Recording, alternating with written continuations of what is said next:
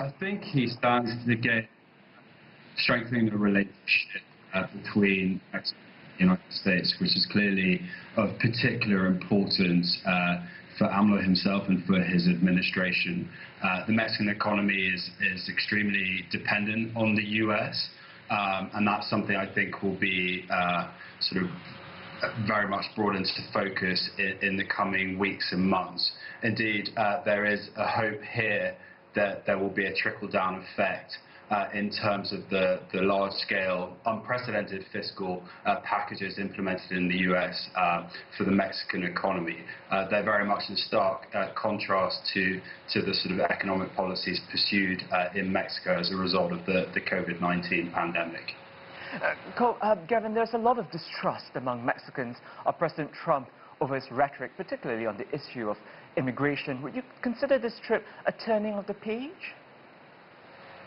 No, I don't think so. A leopard never changes its spots. I think from Trump's perspective, this visit is very much a political one, very much with a view to the presidential election in the U.S. in November. That said, it is quite interesting to note that AMLO himself made a point of saying how there hadn't been much in the way of confrontation between the two administrations since he took office. And I think that's more reflects his own pragmatism towards the bilateral relationship and his own efforts to ensure that there aren't any conflicts between the two administrations. Well, the meeting is meant to tout the USMCA trade deal, but even Canada spurned the invitation. What impact does the ongoing pandemic have on trade between the US and Mexico and the prospect of that? It certainly makes life more difficult, particularly for those companies that have cross-border supply chains, and indeed also those companies that have employees that have to cross the border on a daily basis. Certainly in recent months, we've seen particular concern from US companies and indeed Canadian companies, above all in the manufacturing sector, concern over how they can continue operating, not only in the context of the COVID-19 outbreak, but also in the context of how the three governments across North America attempt to contain it.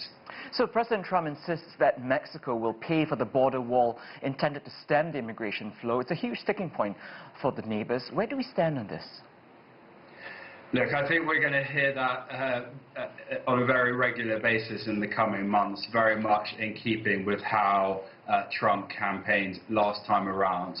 And of course, those are it's a rhetoric that he uses to sort of garner favor with his base in the US, and I think what we'll see from AMLO and from the Mexican government is basically them sort of ignoring that provocation and focusing on the real issues in terms of the bilateral relationship, and that's massive insecurity in Mexico, the issue certainly of migrants traveling to the US, but perhaps more of a focus on the root causes of that migration rather than looking to score political points. Very good to have your insight, Gavin Strong. Thank you very much.